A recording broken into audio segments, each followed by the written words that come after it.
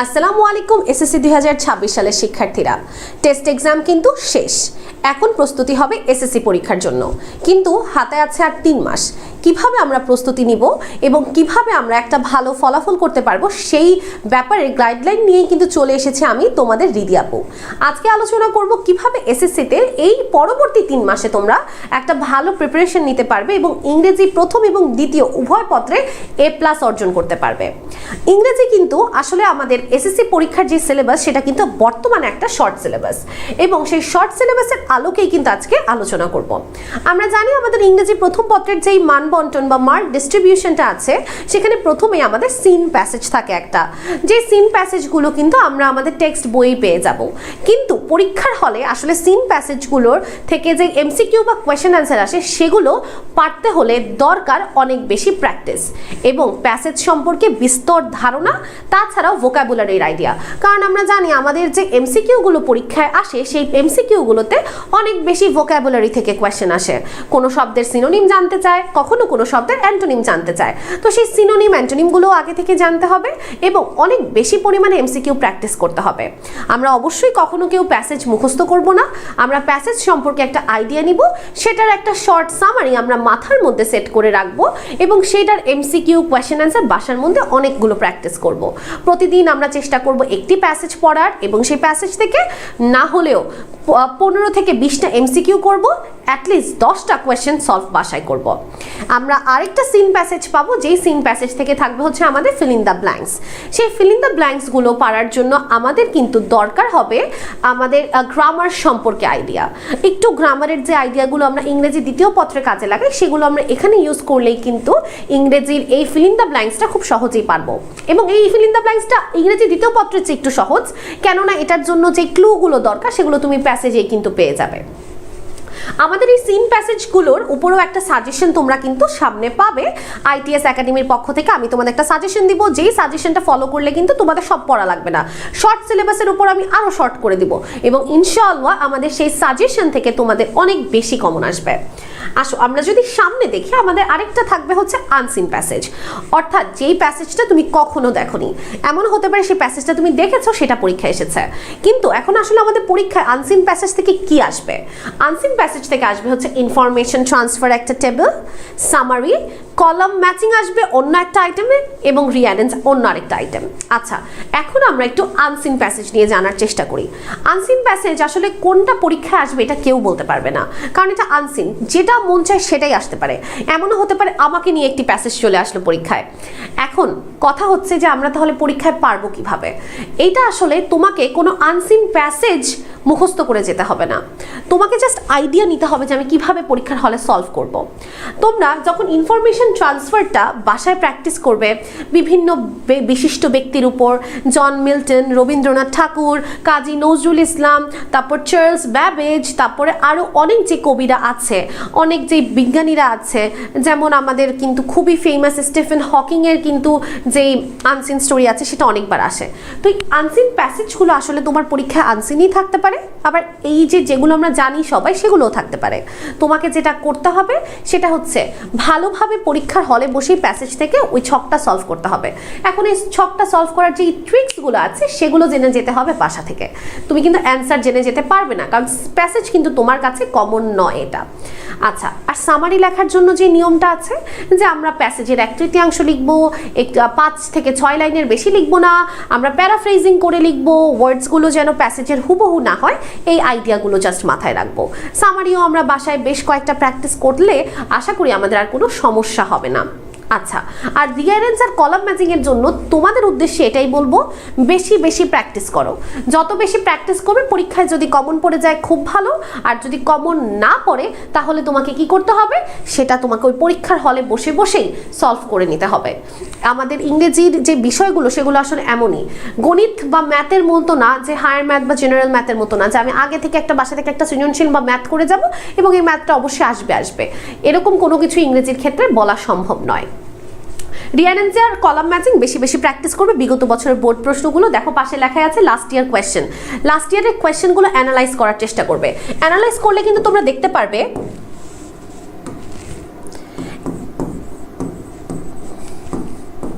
Analyse করলে তোমরা যেটা দেখতে পারবে সেটা হচ্ছে যে তোমার কোন ধরনের প্রশ্নগুলো বেশি বেশি আসছে, কোন কলাম ম্যাচিংটা সবচেয়ে বেশি এসেছে, কোন রিয়ারেন্সটা বেশি এসেছে, সেটার দিকে ফোকাস করো। আর আমাদের ইংরেজি প্রথম পত্রে এখন যে দুইটা জিনিস যুক্ত হয়েছে যেটা নিয়ে শিক্ষার্থীরা অনেক বেশি টেনশনে আছে সেটা হচ্ছে পোয়েমস অ্যান্ড স্টোরিজ। দেখো, পোয়েম থেকে 8টা প্রশ্ন আসবে, 5টা লিখতে হবে। আবার স্টোরি থেকেও 8টা কোয়েশ্চেন আসবে, 5টা লিখতে হবে। তোমার কিন্তু পোয়েম আর স্টোরিতে একটা অপশন থাকছে, তাহলে এই অপশনটাকে ভালোভাবে বুদ্ধিমানের মতো কাজে লাগাও। এখন তুমি চিন্তা করো তোমার বইয়ের মধ্যে পোয়েম আছে কয়টা? তোমার বইয়ের মধ্যে 6টা পোয়েম আছে, সেই 6টা বা 7টা পোয়েম আছে। সেই 7টা পোয়েম থেকে তুমি কয়টা পড়লে তুমি 5টার উত্তর দিতে পারবে? এটা তুমি চিন্তা করে দেখো। 7টা থেকে কি 7টাই পড়তে হবে, নাকি 7টা থেকে 6টা পড়লে হবে, না 5টা পড়লে হবে? তুমি যদি এটা নিজে চিন্তা করতে পারো তাহলে কিন্তু তোমার 7টাই পড়া লাগবে না যদি পরীক্ষায় ভালো করতে চাও। আর যারা জ্ঞান অর্জন করতে চাও তারা তো ইতিমধ্যে অবশ্যই সবগুলো পড়ে ফেলেছো কবিতা। আবার চিন্তা করে স্টোরিগুলো কি করবে? মুখস্থ করবে? অবশ্যই না, স্টোরির সামারিটা জেনে নিতে হবে যে স্টোরি এটা, আর স্টোরি থেকে যে ধরনের কোয়েশ্চেনই আসুক সেটা জানতে হবে। তুমি জাস্ট সামারিগুলো জানো স্টোরির, তাহলে আর কিছু লাগবে না। আর তোমার কবিতার সামারি জানো, স্টোরির সামারি জানো, তাহলেই তুমি সকল ধরনের উত্তর লিখতে পারবে পরীক্ষার হলে। আর চেষ্টা করবে স্মার্টভাবে লেখাপড়া করার। আমার 7টা কবিতা আছে, আমি এখান থেকে 5টা পড়বো। 5টা পড়লে আমি আশা করছি 6টা কমন পাবো বা 7টা কমন পাবো। আমি 6-7টা থেকে তো আমার 5টা লিখতে হবে, তাহলে তো আমার আর কমনের দরকার নেই। আবার স্টোরি, তোমার বইয়ের মধ্যে স্টোরি আছে 5টা, তাহলে তুমি এখানে 5টা থেকে 5টাই পড়লে, অথবা 4টা পড়লে। আমি 4টা থেকে যদি 5টা কমন পাই তাহলেই তো হয়ে গেল। তুমি চাইলে কম পড়তে পারো, কিন্তু এখানে একটা রিস্ক থেকে যেতে পারে। আমাদের রাইটিং পার্টটাতে খুব ভালোভাবে ফোকাস করতে হবে, কারণ আর রাইটিংয়ে অনেক নাম্বার। একটা ডায়ালগ লিখলে তুমি 15 নাম্বার পাবে, একটা স্টোরি লিখলে তুমি 15 নাম্বার পাবে। ডায়ালগের ক্ষেত্রে তোমাকে মাথায় রাখতে হবে তুমি কত জোড়া ডায়ালগ লিখতেছো। তুমি একটা নির্দিষ্ট বইয়ের ডায়ালগ ফলো করো না, তুমি চেষ্টা করো বিভিন্ন বইয়ের ডায়ালগ কালেক্ট করে একটা তোমার নিজের নোট তৈরি করার। তাহলে কি হবে, পরীক্ষার আগের দিন রাতে তুমি সেই নোটটা দেখে যেতে পারবে, তোমার নিজস্ব লেখা ডায়ালগ। আমরা বইয়ের মধ্যে অনেক ছোট দেখি, এটা একটু বড় করে লিখতে হবে, কারণ তোমাকে 15 নাম্বার দিবে। আবার যদি স্টোরির কথা বলি, স্টোরিগুলোও এরকম, তুমি 2টা বই থেকে মিলিয়ে একটা স্টোরি বানাও। স্টোরিগুলো যেগুলো কনভেনশনাল সেগুলো কিন্তু আসলে নিজেদের এক্সাজারেট করার বা বাড়িয়ে লেখার সুযোগ নেই। আর যেগুলো আনসিন স্টোরি, যেগুলো আনকনভেনশনাল স্টোরি, সেখানে কিন্তু তুমি অনেকটা এক্সাজারেট করতে পারবে। তো এটা আগে থেকেই বাসায় একটা আলাদা করে নিজের নোট তৈরি করে ফেলো রাইটিংয়ের উপরে। আর রাইটিংয়ের জন্য অবশ্যই তোমার যেটা যেটা লাগবে তার মধ্যে নাম্বার 1 হচ্ছে ভোকাবুলারির আইডিয়া জেনারেশন করার ক্ষমতা। ফ্রি হ্যান্ড রাইটিংয়ে এক্সপার্টিস থাকতে হবে যে আমি কি ফ্রি হ্যান্ড রাইটিং করতে পারছি কিনা। এই হচ্ছে ইংরেজি প্রথম পত্র নিয়ে আমাদের বেশ কিছু আলোচনা গেল। আমরা একটু ইংরেজির দ্বিতীয় পত্রে ফোকাস করি। আমরা ইংরেজির দ্বিতীয় পত্রের ক্ষেত্রে প্রথমেই লিখে রেখেছি জিরো মেমোরাইজেশন, অনলি প্র্যাকটিস। আমরা কোনো রুল মেমোরাইজেশনের ক্ষেত্রে যাব না। তোমরা যদি আমার আইটিএস একাডেমির ক্লাসগুলো দেখো, এখানে আইটিএস একাডেমিতে আমি যে ক্লাসগুলো নিয়েছি সেই ক্লাসগুলোর মধ্যে তোমরা দেখলে বুঝবে আমি কিন্তু তোমাদের রুলস পড়াচ্ছি, কিন্তু রুলস কিন্তু কোনোটা মুখস্থ করাচ্ছি না। সেটা যদি আমরা বুঝে বুঝে মাথায় রাখি তাহলে কিন্তু আমাদের কোনো রুলসই মুখস্থ করতে হবে না। এখন মুখস্থ না করে তাহলে আপু পরীক্ষায় পারবো কিভাবে? যেই রুলটা তুমি এখন জানছো সেটা সাথে সাথে 3বার লিখো, সাথে সাথে সেটা থেকে তুমি 2টা কোয়েশ্চেন লিখে নিজে প্র্যাকটিস করে ফেলো। তখন কি হয়ে যাবে, তোমার মাথার মধ্যে এটা সেট হয়ে যাবে, মুখস্থ করতে হবে না। এখানে যদি আমরা মানবন্টনটার দিকে খেয়াল করি, যেই আইটেমগুলোতে বেশি নাম্বার সেটা ফোকাস করো। যেমন আমাদের চেঞ্জিং সেন্টেন্স, এটা পরীক্ষায় আসবেই আসবে, তাহলে এটাতে আমাদের ফোকাস করা উচিত। এবং এটাতে নাম্বারও কিন্তু তুলনামূলক বেশি, এবং এটাতে যদি তুমি কোনো ভুল না করো পরিপূর্ণ নাম্বার পাওয়ার সম্ভাবনা আছে। আসলে ইংরেজি ব্যাপারটাই এরকম যে খুব অল্প ভুল করবে, সবচেয়ে বেশি নাম্বার পাবে। এরপরে দেখো রাইট ফর্ম অফ ভার্বসে অনেক নাম্বার আছে, তাহলে এটাতে ফোকাস করব। তারপরে আমাদের উইথ ক্লুজে অনেক নাম্বার আছে, এটাতে ফোকাস করব। তাহলে দেখো এখানে যদি আমরা 3টাতে 30-এ 30 পেতে পারি তাহলে কিন্তু আমাদের আর কিছুর প্রয়োজন নেই। তারপরে আসছে সাবস্টিটিউশন টেবিল, এটা আসলে কোনো প্র্যাকটিসেরই দরকার নাই, এটা আমরা পরীক্ষার হলেই কিন্তু সলভ করব। এটা কিন্তু আমরা আসলে আগে থেকে বলে যেতে পারবো না যে পরীক্ষায় এটাই আসবে। আচ্ছা, ট্যাগ কোয়েশ্চেন, এটা স্টুডেন্টদের কাছে একটু সহজ মনে হয়, এখানেও তুমি নাম্বার ধারণ করতে পারবে। তাছাড়াও আরও অনেকগুলো অংশ আছে, কিন্তু আমরা ফোকাস করব যেই জায়গা থেকে আমরা বেশি নাম্বার পেতে পারি। ওকে, এখন অনেকের মনে কোয়েশ্চেন থাকতে পারে আপু পরীক্ষার হলে কি করব? পরীক্ষার গাইডলাইন আমরা পরে পাবো, যে আসলে পরীক্ষায় কি করব সেটা নিয়ে আসলে গাইডলাইন না। এখন তোমরা নেক্সট 3 মাস কি করবে? আমরা কিন্তু জানি যে আমাদের পরীক্ষা কিন্তু ঈদের পরে হবে, রোজার ঈদের পরে হবে, আর রোজার ঈদের পরে আবার কোরবানি ঈদ আছে, তো কোরবানি ঈদের আগে হবে। তো এই মাঝামাঝি সময়টা যদি আমরা চিন্তা করি, আমরা অ্যাপ্রক্সিমেট ধরে নিতে পারি যে এপ্রিলের শেষের দিকে শুরু হতে পারে এবং মে মাস জুড়ে তোমার পরীক্ষাটা চলতে পারে। তো তুমি যদি সেটা বিবেচনা করো, তোমার হাতে কিন্তু আসলে বেশি সময় নেই, 3-3.5 মাসের মতো সময় আছে একটা প্রস্তুতি নেওয়ার। তো এই মুহূর্তে আসলে তোমরা যেহেতু সব পড়তে পারবে না, যেই পয়েন্টগুলো তুমি আগে থেকেই পারো এবং যেই পয়েন্টসগুলোতে নাম্বার বেশি, যে আইটেমগুলোতে নাম্বার বেশি, সেখানে ফোকাস করো। এরপরে আমরা দেখতে পাচ্ছি focus on time management. Yes, এটা important. Focus on time management বলতে বোঝাতে চাচ্ছি যে 3 মাসের কথাটা আমি বললাম, এই যে আমাদের 3 থেকে 3.5 মাসের যে একটা টাইম আছে, এই 3.5 মাস সময়টাকে আমাদের কাজে লাগাতে হবে। কিভাবে কাজে লাগাবো তোমরা একটু বিবেচনা করে দেখো, তোমার 3 থেকে 3.5 মাসের মধ্যে তুমি কত দিন সময় পাচ্ছ? তুমি আনুমানিক 105 দিন সময় পাবে। এই 105 দিন সময়ের মধ্যে তুমি না হয় 5 দিন বাদই ধরো, তুমি ধরে নাও তুমি 100 দিন সময় পাবে। এই 100 দিনকে এখন কাজে লাগাতে হবে। সব সাবজেক্ট তো আছে, তার পাশাপাশি ইংরেজিটাকে একদম জোরে শক্ত করে ধরতে হবে। এখন কি করবে? এই 100 দিনটাকে তুমি ভাগ করো তোমার ক্যালিবার অনুযায়ী, অর্থাৎ আমি প্রতিদিনকে একটা করে টপিক পড়তে পারবো, নাকি আমি একদিনে 2টা করে পড়তে পারবো? আমি যদি একদিনে 2টা করে পড়ি, আমার টোটাল টপিক আছে কয়টা? আমরা কিন্তু গ্রামারের 9টা টপিক দেখেছি। আমাদের একটা টপিক যদি প্র্যাকটিস করতে 5 দিন সময় লাগে, 9টা টপিক প্র্যাকটিস করতে আমাদের আনুমানিক 45 দিন সময় লাগবে। তো 45 দিনে কিন্তু আমরা আমাদের গ্রামার শেষ করতে পারছি। আবার ঠিক একইভাবে যদি ইংরেজি প্রথম পত্র ধরো, আরও কম সময় লাগবে। ধরে নিলাম আমাদের 30 দিন সময় লাগবে ইংরেজি প্রথম পত্র সলভ করতে, তাহলে এখানে তোমার যে সময়টা লাগছে মাত্র 75 দিন, তারপরেও কিন্তু তোমার হাতে 25 দিন বাকি থাকবে। সেই 25 দিনে টেস্ট পেপার সলভ করো, বিভিন্ন বোর্ডের কোয়েশ্চেন সলভ করো, তাহলে কিন্তু এটা বুঝতে পারতেছি যে 5 দিন ইজ এনাফ, 5 দিন কিন্তু যথেষ্ট। এখন আবার আমরা কিন্তু অলরেডি জানি মিল্টন ভাইয়া কিন্তু তোমাদেরকে একটা গাইডলাইন দিয়েছে, একটা কিভাবে কাম ব্যাক করবে রুটিন দিয়েছে, কিন্তু সেই রুটিনে ফোকাস করো যে আমি প্রতিদিন এত ঘন্টা ইংরেজি পড়বো, আমি অনলাইন ক্লাস কতটুকু দেখবো, আমি অফলাইনে কি করব, নিজেকে কতটুকু সময় দেবো। আচ্ছা, টাইম ম্যানেজমেন্ট নিয়ে একটা আইডিয়া আমরা পেলাম যে আমাদের হাতে এতটুকু সময় আছে এবং আমরা এইভাবে পড়তে পারি। তাহলে তোমরা কিন্তু একটা টপিকের জন্য 5 দিন সময় নিতে পারো, তাহলে কিন্তু 75 দিনে তোমাদের ইংরেজি প্রথম আর দ্বিতীয় উভয়টাই শেষ হয়ে যাবে। এরপরে যদি আমরা চিন্তা করি আমাদের রাইটিং নিয়ে, এখানে রাইটিংয়েও বেশ ভালো নাম্বার, 40 মার্কস, 40 মার্ক। যারা এই 40 মার্কের মধ্যে অ্যাটলিস্ট 35 মার্ক অথবা 30 মার্ক নিশ্চিত করতে পারবে, তাদের A+ পাওয়াটা কিন্তু সহজ হয়ে যাবে। কারণ তুমি যদি এখানে 30 বা 35 পাও, তোমার আর বাকি থাকবে কত A+ পেতে? 50 মার্ক। তোমার আর বাকি থাকবে 50 মার্ক। তাহলে এই যে 50 বা 45 মার্ক এটা যে বাকি থাকবে, এটা কি গ্রামারে পাওয়া সহজ নয়? আশা করি এতটুকু তোমরা সবাই পাবে। 60-এর মধ্যে 45 বা 50 পাওয়া আই থিঙ্ক তোমাদের জন্য সহজ হবে, অত কঠিন হবে না। এখন তাহলে ফোকাস করতে হবে রাইটিং পার্টে। প্যারাগ্রাফ, যেগুলো কমন প্যারাগ্রাফ আছে, আমি তোমাদেরকে একটা ট্রিক্স বলে দিই প্যারাগ্রাফ পড়ার। মনে করো আমরা জানি আমাদের সবচেয়ে কমন প্যারাগ্রাফ কোনগুলো। মনে করো এয়ার পলিউশন আছে। এখন এই এয়ার পলিউশনের সাথে কমন কোন কোন প্যারাগ্রাফ আছে? এই এয়ার পলিউশনের সাথে মিল রেখে আমরা আরেকটা প্যারাগ্রাফ পাবো, এনভায়রনমেন্ট পলিউশন।